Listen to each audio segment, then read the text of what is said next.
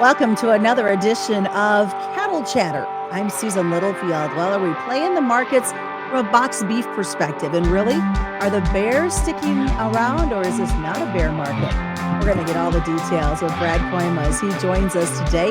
Brad, of course, is with Kooima Kooima Varilek out of Sioux Center, Iowa. You chuckled. I was going to start with box beef, but we're going to jump into the fact that this really is not a bear market at this point. No, and everybody, first of all, thanks for having me on. Enjoy this a lot. And we made new contract highs yesterday. The very definition of what's a bull market is a market that keeps making new highs. Okay. Even an amateur like me can figure out that we're still very really in an uptrend here. And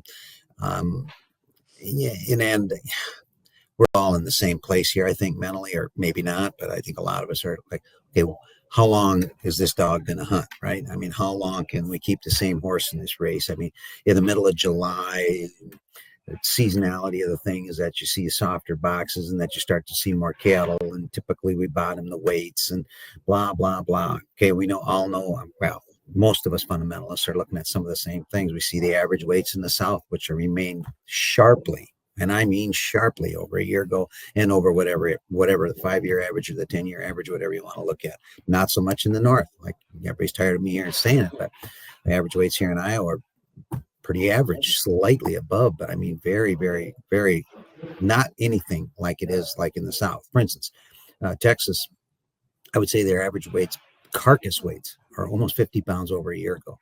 Carcass weights, okay, and the average probably closer to 60 or 70 pounds over the 5-year average. So it's what's happened there. Of course, the border's closed. You had 7 consecutive months of record low placements in that state. So with all the empty pens, the what's happened there is they decide to feed what they have longer. As the packer tries to figure out a way to still secure pounds when he can't secure the same number of cattle, and that's where it's at. So yeah, we're definitely very much in an uptrend. Once in a while, you and I make the comment, I don't know what we're trading, right?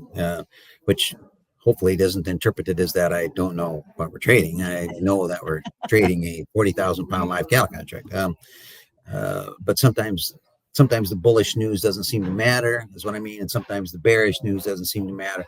Well, I can tell you we didn't close too bad today. I mean, just a little bit lower, but for 90% of the day, what the market seemed to be focused on was the box beef, Susan, for sure.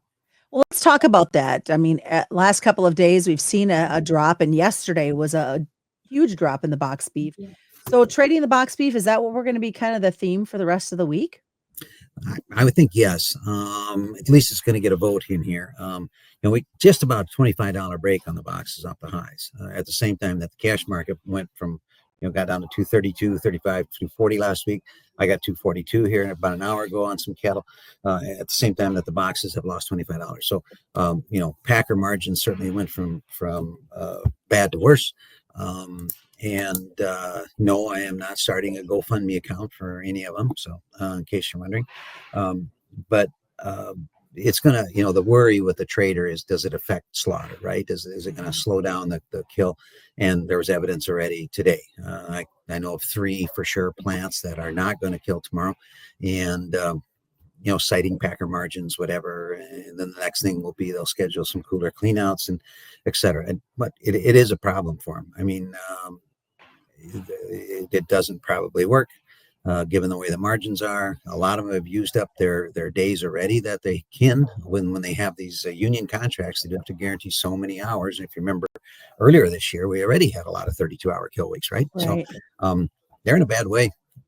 And, the irony of the thing is, at the same time that the kill is, they're building new packing plants.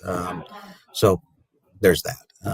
So the boxes are a bit of a problem. And I'd say, folks, this happens almost every July, maybe with the exception of the COVID year.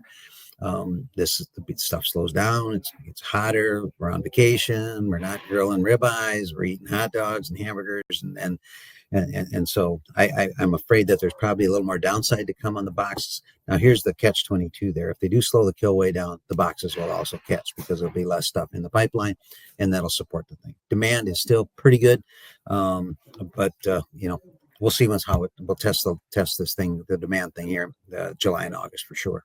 So you talk about the demand side of it. I mean, you walk into any grocery store and there's beef there. Sometimes not. There's empty slots because consumers are still buying it. Consumers still want that high quality beef.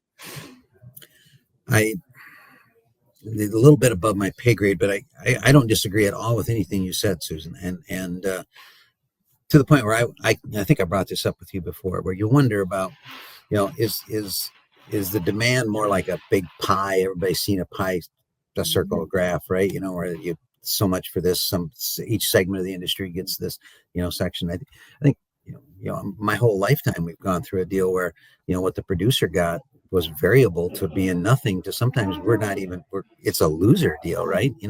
And we gotten used to the packer getting his slice, and we got used to also where the retailer got a big slice. Okay, so they've got to have some worries too, because if I'm going to go in and my wife sends me go get some ribeyes to grill, the kids are coming.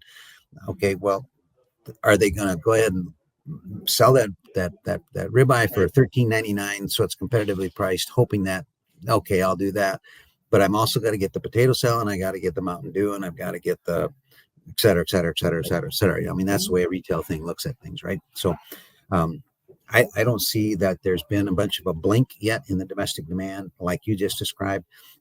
And I especially don't see it on the grind. This high-end hamburger, this 90 and 93s. I mean, we're like 80, 90 cents above a year ago, and we just keep selling it. So that seems to be where the consumer, is saying, okay, I can eat pork once in a while, I can eat chicken once in a while, but I can do anything with a hamburger. And they've and it's a taste point more than a price point. I mean, we've got a great product out there, and that's good. Industries work very hard to improve the quality of it. Well, that brings up my next thought and concern is this whole tariff situation going on with Brazil, where a big chunk of our grind comes from. How do you see that all factoring in? This is polarizing. Okay, there's I know. There's different cattle organizations that feel differently about this. I have a personal opinion. I'm not representing any organization here for your question. The one side of the argument will say we got to never import any beef again because we can raise our own and blah blah blah. And I kind of think a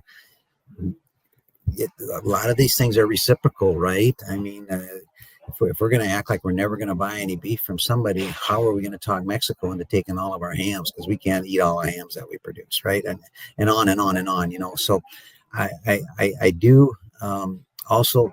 The other side of that argument is if we don't take some grind in, that's going to force us to grind chucks and rounds to make up for that hamburger cut.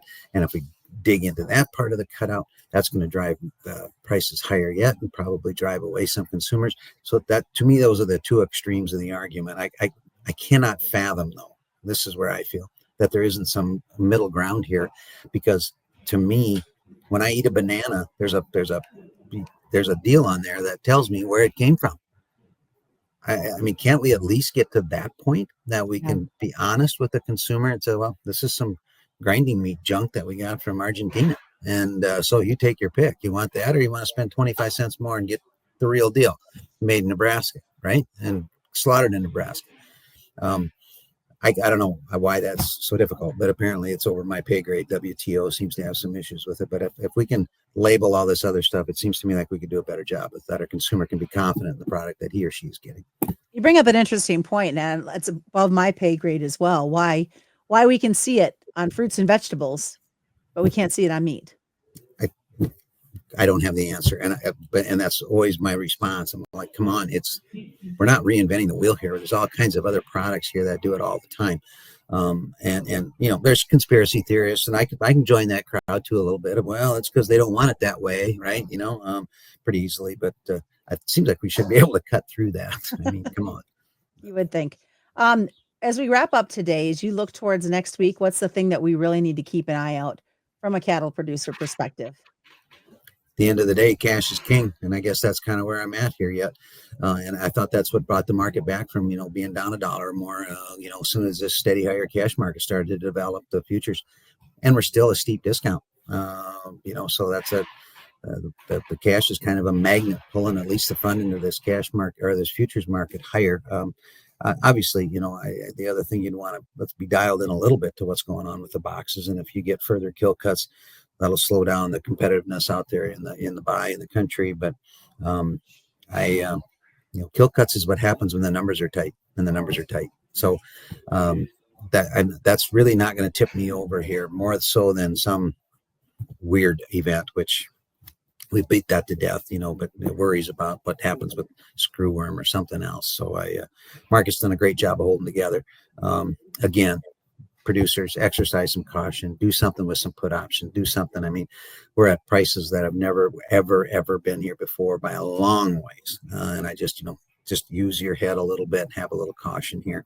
If you didn't feed through 2015 and 16, then you don't want to have an instant replay of that stuff again. So market feels good right now, but use your head. All right. Great advice. Best way for folks to get a hold of you guys? You can check us up at kkbtrading.com, but it'd be way better if you just call us. 4 brokers here, 712-722-0023. We'd like to talk to you. All right. Brad Kooima joining us for another edition of Cattle Chatter. I'm Susan Littlefield. The views and opinions of this program are those of the hosts, guests, and callers. There is substantial risk of loss in trading futures and options, which you should carefully consider prior to trading.